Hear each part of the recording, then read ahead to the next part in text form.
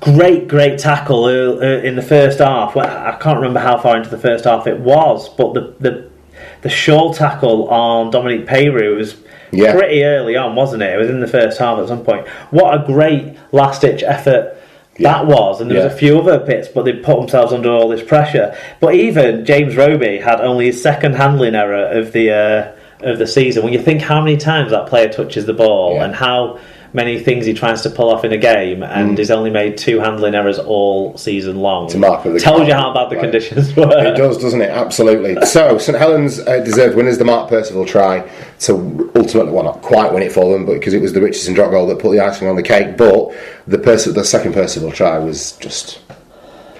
It made up for all the garbage. Oh, sorry, go on. Before we get to that, can we have a touch on young Danny Richardson? I think more than serviceable. He did okay. Yeah. I think there was a goal line dropout he forced with a clever kick. There was some aspects where he didn't control it enough, maybe at times. But I think he's a victim of having Theo Farge outside him at that point, because Theo Farge is experienced, but he's not the kind of... If you were going to bring in a young halfback like Danny Richardson, Theo Farge isn't necessarily the foil you would want next to him in terms of an older, steadier head. He's a good player, is Theo Farge. I don't know how much security Theo Farge offers. Saints don't massively, since Cunningham went, play with a split half structure that many of the teams play with.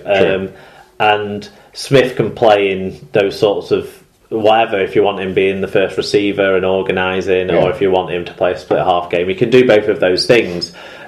Farge is very good at that standoff. Yes, that's it. He's a very good standoff, isn't he? But no, Danny Richardson did nothing. So they didn't really have an experienced playmaker. Is what you'd precisely. say. That was, like I alluded to further, it was a night made for Mikey Smith to take the game by the scruff of the neck and dominate it.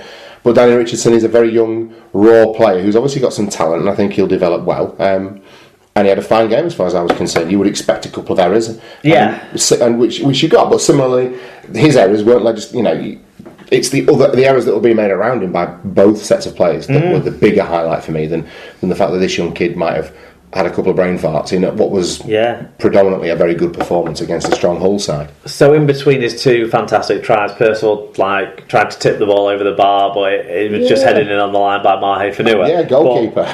But his first try was nice, but that finish... Well, this is the sort of thing I want to see from him in an England jersey now. For me, Mark Percival gets on the plane to Australia, not just for... Because you get 2 things from him. You get a very solid, defensively minded centre who can tackle, who's quick with the ball in hand, and you get this type of finish as well. He is definitely in the squad for me. What do you think? Oh, I very highly rate him. I think there's certainly things that he can probably work on still in his game because he's fairly young. But when you've got the skill to finish like that, you've got the ability to do all the other things he's been doing this season in terms of breaking tackles, setting up his teammates, scoring goals. He's been doing a lot for that team, and then you throw in scoring tries that I don't feel, with nothing in contact with the ground, with no sort of basis to keep him anchored, he managed to get the ball into his hands, get the ball down. I just think, Try the season so far for me. Well, I'm sorry, and a bias or whatever. Go on. Liam Marshall's try on Good Friday is the best try. That was a good try. That was a good try. There's been some fantastic efforts, and this is certainly up there. It's in the conversation. What I tried to win a game with. There you go. That's it. So what did the stats tell us on this one? Shockingly, this game had the most errors of any game so far this season, with 39. If you remember rightly, Hull FC were involved in the game that had the most errors of the season last season as well, away at Warrington. Similar stage of the season too. Were they struggling with injuries at the time? Hull FC, they always permanent crisis. Hull FC had 21 of those errors, which may have contributed to them not taking advantage of a 9-6 clean break count.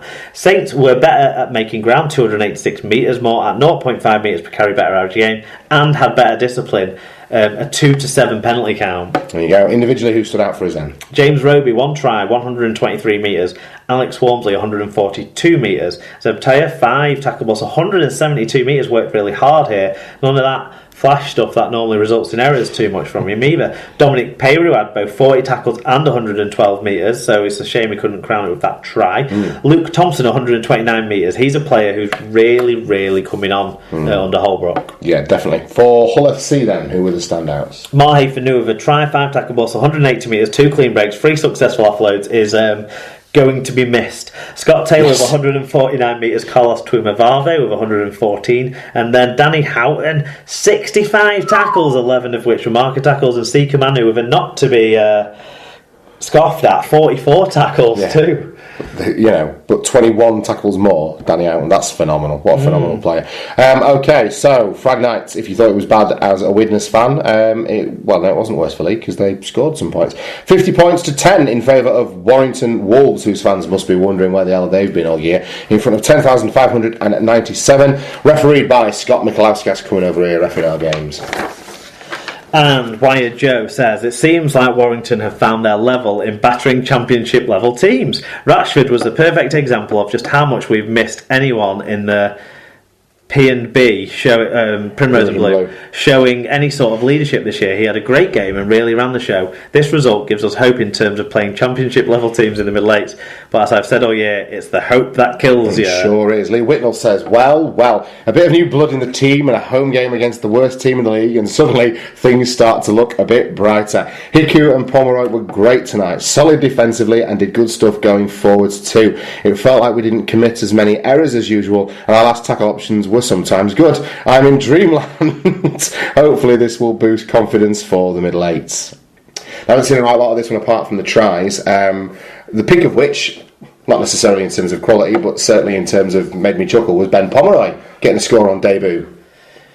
Yeah. More broadly, Lee are terrible and have clearly packed it up until the middle eights. Interplay with him and Peter Hiku, weren't they? I'm not so sure. If you look at the tries, a lot of them were scored out wide, Tom. So I think they had to work for a lot of the tries, particularly, all the way through Ashton Sims was at the outlier, but all the way through the first half, they were wingers tries. Tom Lynham grabbed a couple, Atkins from the centres, Pomeroy, he was nominally in the wing position when he received that ball from Peter Hiku. So yeah, they were working good shapes. What was impressive was that they had a man put in the sim bin, Ben Westwood, who is on a potential grade D ban, I think. Yeah, for a big charge, isn't he? For his dangerous tackle on Danny Tickle in this game. But in that period, they managed to score some points and sort of get themselves in control of the game. And then Stefan Ratchford took over and started putting assists on for everyone. There you go. Set up every try going, didn't he? Yeah, there you go. So what you're saying is it's not as abject as it might have been for Lee?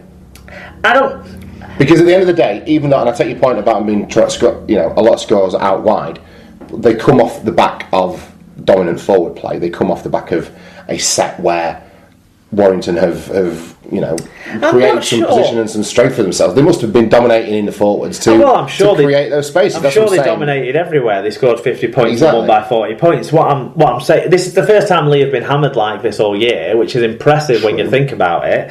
And it's probably where Lee should be at. They should be getting. If we'd have taken the context of the season out. Right? And I'd have said to you, Lee got beat 50 points to 10 at Warrington Wolves. It's where we'd think they were. At the start of the season, if you told me that result, it wouldn't have raised any eyebrows. But in the context of the year, where Lee have been reasonably close to everybody, if not necessarily winning games through lack of quality and poor judgment, and Warrington have been so abject at times, that it wouldn't have. No, I get that. That's why we think it's a surprising result. And there's an obvious drop-off for Lee after they've won the cup final. There was an aspect of...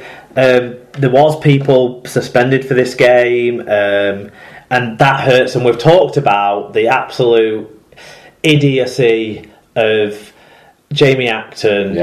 What he not only what he does being so wrong, but what it affects his team because he's actually been so good for them. And we still don't know how long he's going to be out for. And I look at this league pack, and his season might be done, and it's a big problem for them. Yeah, of course it does. Well, the league starting pack, look, there's experience there, but there's age in a lot of those legs, and they lack some of that bite that we talked about, and some of that bite that you do get from Jamie Acton when he's pointed in the right direction, and Gazop to a certain degree. Hopkins, Heim, Tickle, Veya, Hansen, Stewart for me. I don't know where to start. He works hard defensively and often comes up with decent tackling numbers, but he isn't bringing to Lee what he brought to what I expected him to based on his season at Catalan. He isn't being allowed to play the ball as much. No, I don't mean be tackled and play the ball. I mean play a ball playing role within the side. And really, you'd have thought one thing, especially with Gareth Hock out of the side, a ball playing forward might work out quite well. It's how you create mismatches and overlaps. And Glenn Stewart has got the complete skill set to be able to do that. And he's not stepping up and popping up enough in those positions. There was the game a couple of weeks ago where he actually played quite a lot of first or second receiver. And Lee, for that spell of that game, looked better than they've looked for a wide period of me watching them play, obviously, other than the cup final. Which, for everyone who's listening, is the game against Wigan that they won. A positive, young Ben Reynolds scored another try. We like seeing him. I feel like he's going to get a move somewhere else, I would have thought. Maybe to the team. I don't know. I just think I'm looking around. Who might want a halfback and it's Cheshire. He's got a halfback / fullback and stuff. I think it's certainly a prospect that someone needs to be thinking about. He can kick goals. He's scoring and setting up tries. He's been very good all season, and he's pushed his way up the agenda there as well at Lee, because he wasn't in the side at the start of the season. Yeah, no, that's a positive for him. Another positive for Lee. I always like to see Mitch Brown play well, and he makes a lot of meters, and he's very hard-working. He's an honest fullback, isn't he? Never really shirks his responsibilities, but beyond that, it's tough to find a positive for Lee, and they are definitely going to, be in the conversation for £1 million game again, I think, this year now. I don't see them finishing high enough up to not be involved. They've not played in one yet, so I think this could be the first time. I'm agreeing with you. I think that's where they're going to be. I think so too. Stats then. What did this tell us about this game? Everything comes up wire in this one for once this year. Other than they made more errors, but I think it was only one more. But with a lot more ball and a big scoreline, that does tend to happen. 494 metres more at 1.7 metres per carry, better average gain, 9-2 in clean breaks, as well as 18 more tackles and 5 more successful offloads. Really good attacking numbers for Warrington here. Indeed. So who stood out for them? Well, the Flying Pig scored 4 tries, 112 metres, only 2 clean breaks. Did you see his first 2 tries were practically mirror images of each other?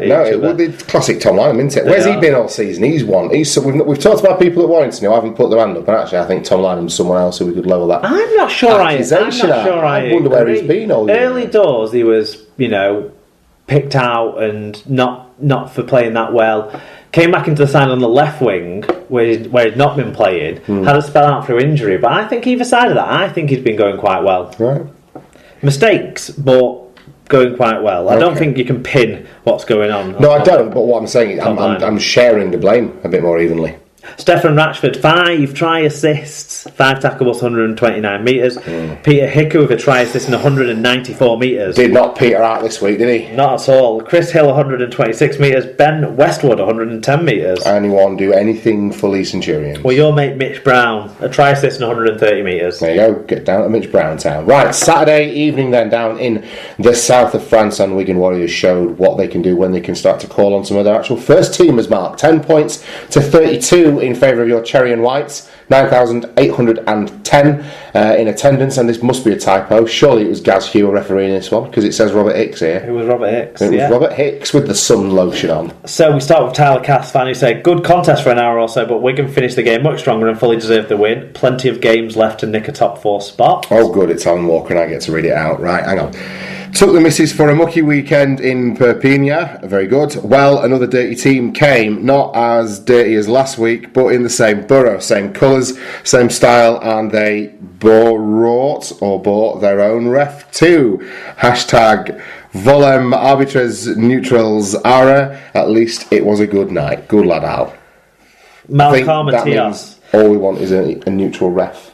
Yeah, well, I don't get what his problem was with the refereeing in this game. Malcolm Matias said, Fat Karma, do you have to be fat to get a passport in Wigan? Pavements broken in Perpignan. There must be some chunky monkeys making the... Maybe they all flew over in like the cabins, a la Madagascar or something to get themselves over there. Listen, this is your boys, and they're all starting to come good. I'm looking at some prolific Wigan names in the stats roundup, mate. Tell us about this from your point of view. I actually think Catalan were marginally the better side in the first half. The Wigan went in 8 points to 4 to the good. I think Catalans were so much more controlled and composed than they've been most of the season. They were putting pressure on. When they took the lead early in the second half, it was pretty much deserved. But what was definitely